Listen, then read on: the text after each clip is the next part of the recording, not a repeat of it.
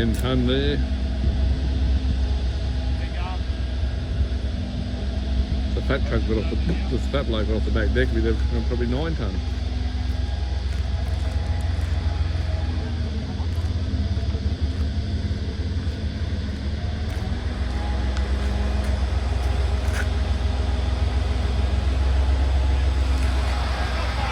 This is Josh from Jones O'Crane. President Knobhead. Got a really top bloke coming to help do this.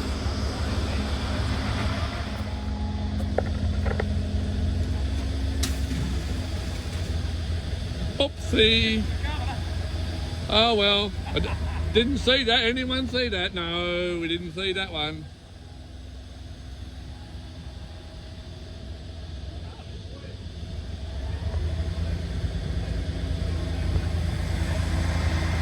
And Josh should be smiling, but he's looking very serious over there.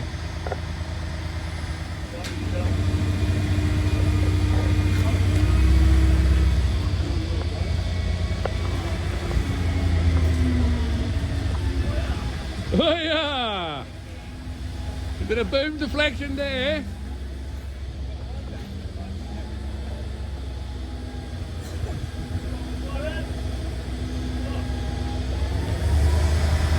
Very calm. Boys have got this all under control.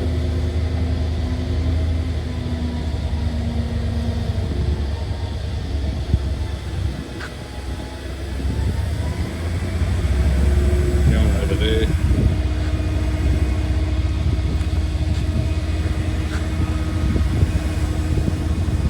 A long way to the top.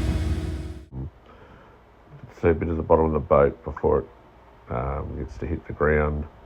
It's pretty filthy, and probably don't get to see it, but there is some fiberglass patches that I cleaned off while I was gurneying it, but we'll show you those a bit later on. Where the fuel tanks are, you'll actually see me point out the holes. You can see the holes there. They had fiberglass patches but just blew off with the gurney, so lucky coming home from Sydney they didn't fall off. But yeah, been very lucky so far, but we'll fix her. The Moots will live.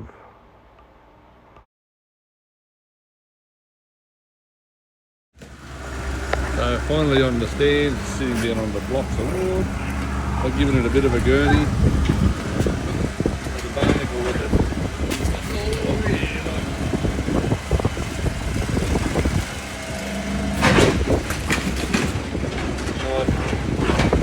Build up all over it. Got no anodes on the hull.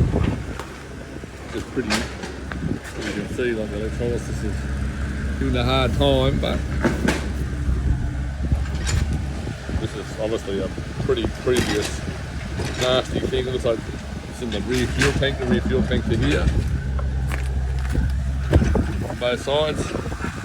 Both of the holes, I'd say, because they never really probably didn't get used or something. But anyway, we'll repair all the bottom here.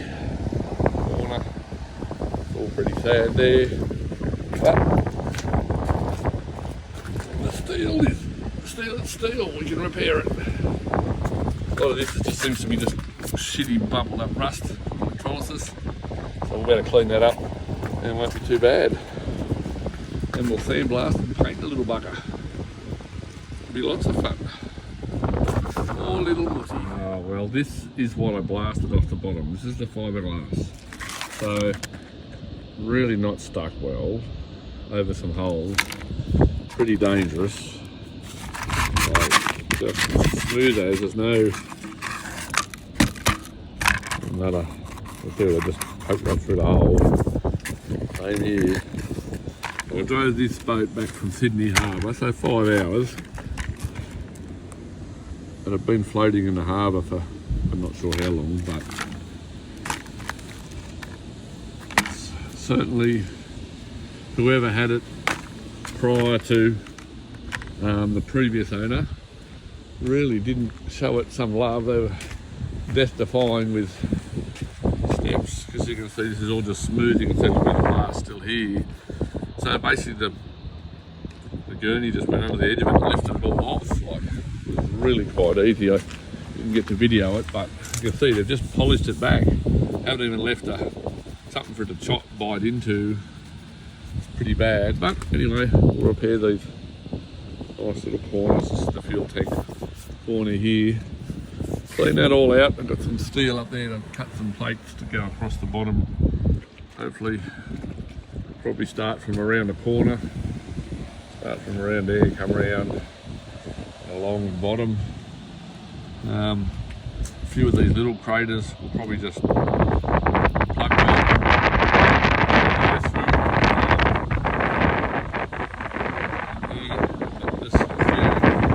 Some of them are pretty hard to get to. This one right in the back, the section there for the rudder post and that. So really, yeah,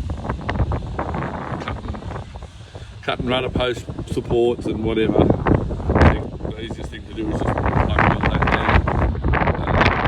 Do it with the MIG, a bit less chance of getting slag in the hole and that. Same here, we'll cut this out. The rib for the tank is about here.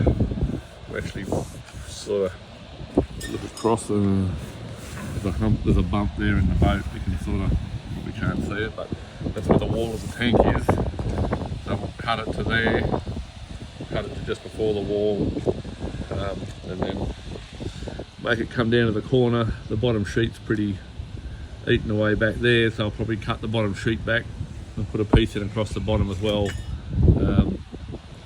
So you can see, like a wormhole in the world. It's been having a go. We'll clean that up, weld it up with the MIG, and I'll sandblast all of that before I weld it to make sure there's no shit in the welds. But bit to do. Shaft bearings are reasonably good. I will do them, but and we'll get the rudder post out, clean all that up. It seems pretty tight. We'll repair the back edge. The back edge probably should be a bit closer back to the prop to give it a bit more control. And there's some nasty cavitation on the runner, but in all, it's not too bad. I'll just fill up these few holes. I'm on a bit of a budget, so as we all are, but we'll knock through it. We'll pull the shaft out. Look at shaft bearings feel nice.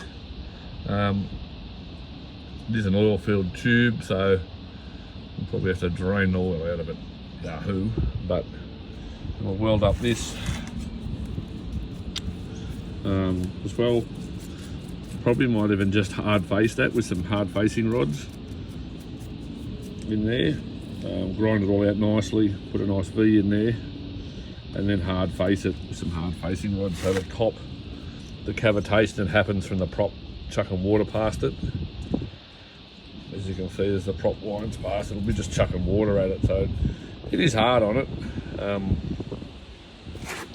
Started cutting off all the studs for the old anodes. I'll clean all them up, just cut them off now and grind them all back. We did have water yesterday, or the day before, coming out of there, which has now stopped. They're coming out of there, so it's now stopped, but might drill some more holes. There's a whole lot of goop up the hole, so we'll probably just poke around and see.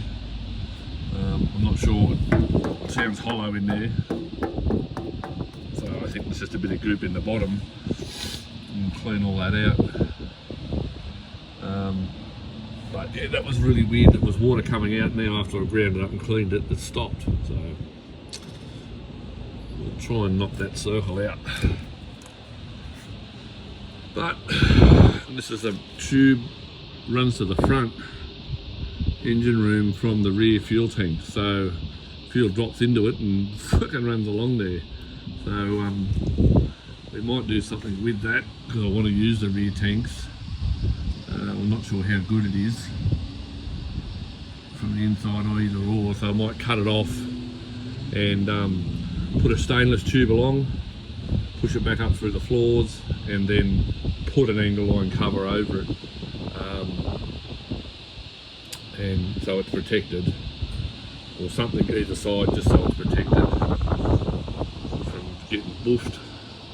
Not that it really should get buffed unless I try driving it up onto a beach or a set of rocks, but you never know what's in the water these days. You can see some more of the electrolysis in the hull. It's quite some big craters, but we'll clean them up and get through. Here's another big fiberglass patch that actually hasn't come off. But we'll get him off. Danger, danger, Will Robinson. We're not leaving them behind. Don't know, they're not big holes. I'll find one down the front.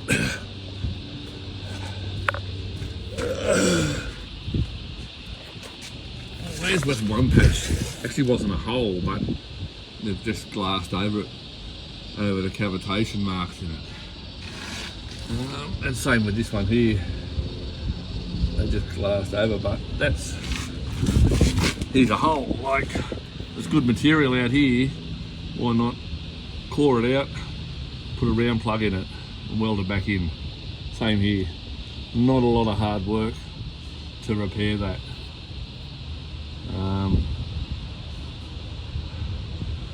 Yeah, some big holes that could have sunk the boat, but we've got it out, and all seems pretty good.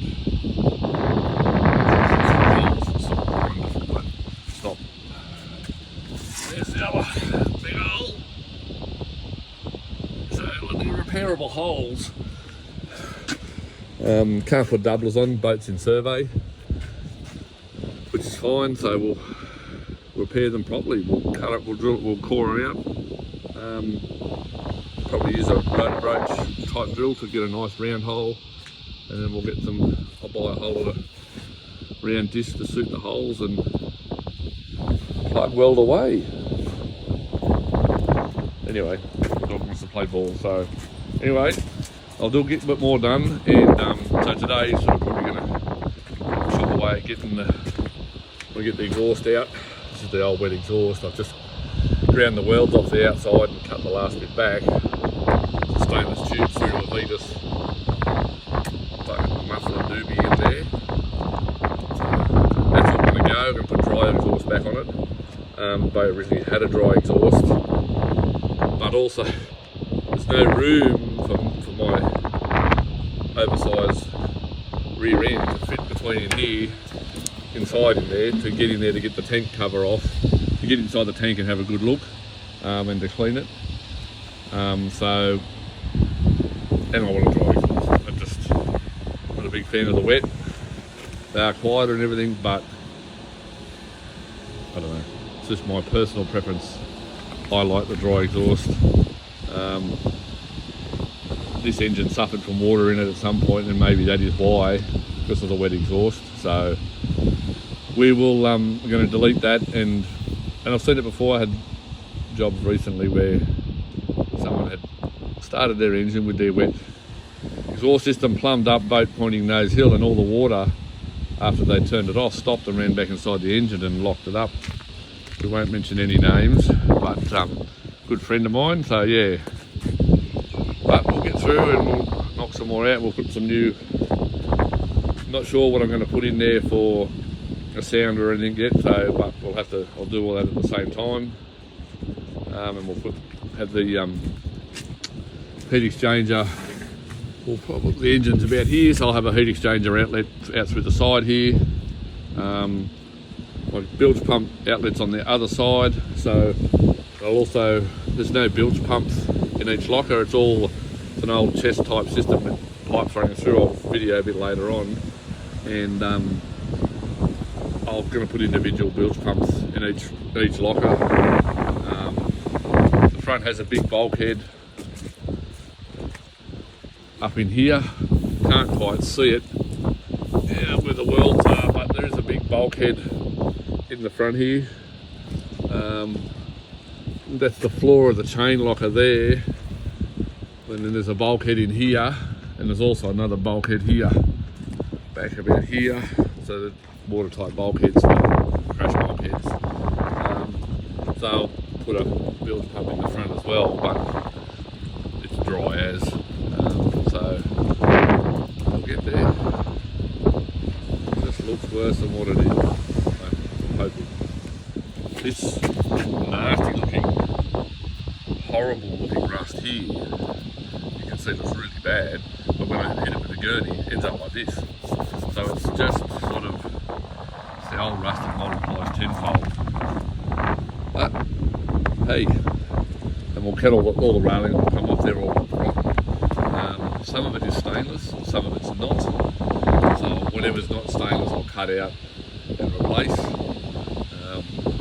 And maybe just change the shape here and just come down this tube, come down to the tube here and just follow up to that corner, take that bit out just to change that little bit of a line there. And make it look a little bit different, and also take some of the work out of the job that has to be done. For me, this is in between work and work on the boat, so I've got to pay for this out of my pocket, so it's got to keep working to do it all. So yeah.